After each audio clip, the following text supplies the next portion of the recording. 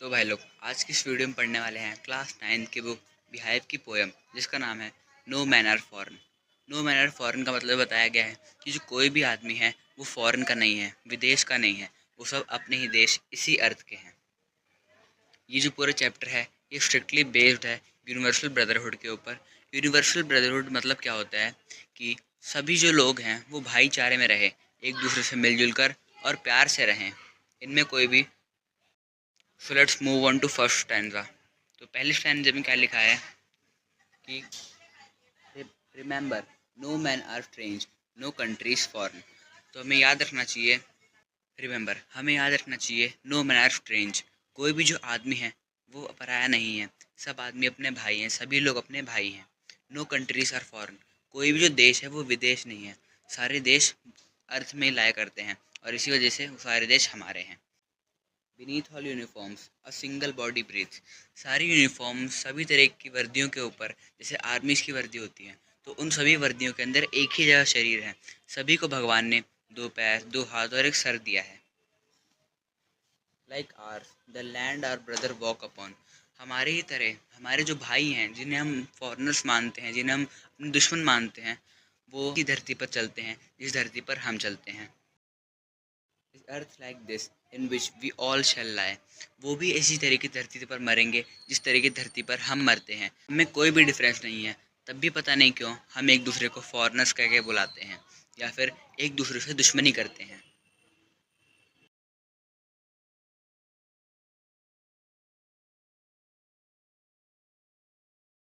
They too aware of sun and air and water, वो भी aware हैं, वो भी जागरूक हैं सन के, एयर के और वाटर के, वो भी उनका यूज़ करना जानते हैं जैसे कि हम जानते हैं। Are fed by peaceful harvest by wars long winter stop, वो भी हमारी तरह जब अच्छी फसल होती है तो खुशहाली और शांति से रहते हैं, और लड़ाइयों युद्धों की तरह और जो वॉर्स की जो ठंडी सर्दियाँ होती है उसमें जो भुखमरी आती है वो उन्हें भी उतनी ही झेलनी पड़ती है जितनी हमें झेलनी पड़ती है।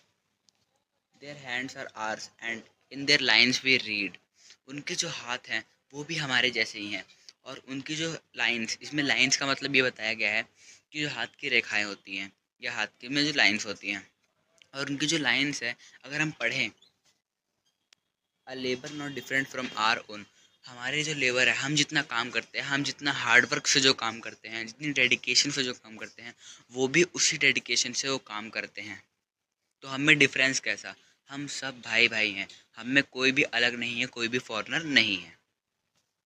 Remember they have eyes like ours that wake, याद रखो कि उनके पास भी आंखें हैं हमारे जैसी, जो कि उठती हैं और सोती भी हैं।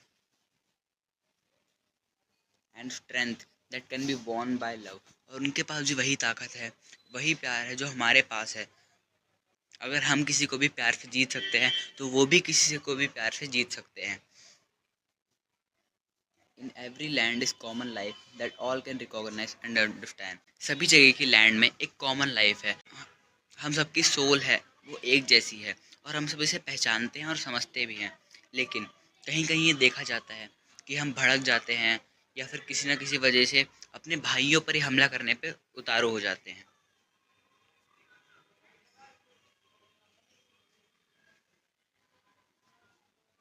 Let us remember whenever we are told to hate our brothers it's our self, ये याद रखो कि जब भी हमें कहा जाए कि हम अपने भाइयों को ना पसंद करें, उनसे घृणा करें, तो ये याद रखना कि वो हम ही हैं।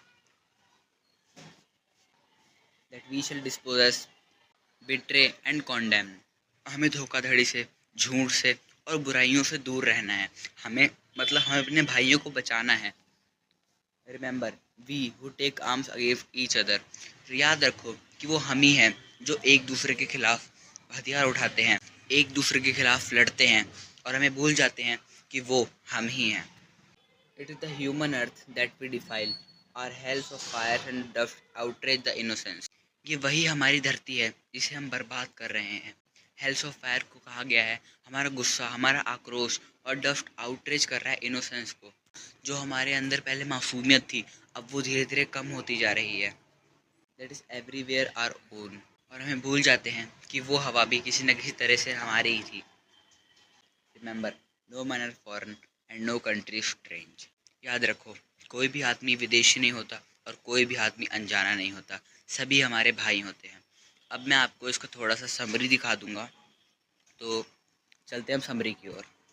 Late me show you some picture, तो आपकी थोड़ी हेल्प हो जाएगी, आपको याद रहेगी चीज़ें ज़्यादा देर तक।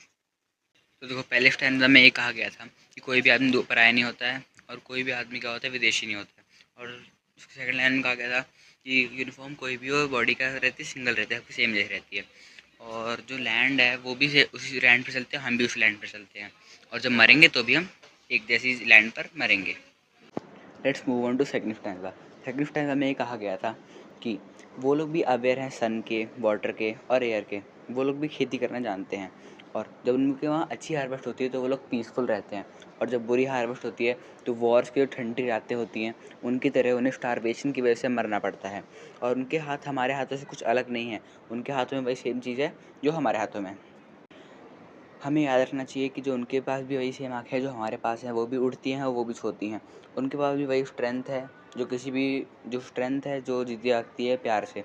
और सारी जो लैंड्स होती हैं उनमें कॉमन लाइफ होती है, वो सब पहचानते हैं और मानते भी हैं। याद रखो कि जब भी हम बोला जाए कि हम अपने भाइयों को हेट करें, तो हमें उसे मना करना है और ये सोचना है कि जिसके खिलाफ़ हम लोग हथियार उठा रहे हैं वो और कोई नहीं, वो हम ही हैं। और ह्यूमंस ने अर्थ को मतलब बहुत ज़्यादा प्रदूषित कर दिया है और ख़राब कर दिया है, और जो हमारी आक्रोश गुस्से की अग्नि है वो जलाई जा रही है सारी इनोसेंस को जो आसपास एयर में फैली है। और हमें हमेशा याद रखना चाहिए कि कोई मैन फॉरेन नहीं होता, कोई मैन विदेशी नहीं होता और कोई मैन अजनबी नहीं होता। तो जेम्स क्लिकअप ने ये बहुत अच्छी पोएम लिख रखी थी, ये बेस्ड थी ब्रदरहुड के ऊपर, और ये बहुत ज़्यादा इंसाइटफुल लिखी थी। तो thank you, see you letter.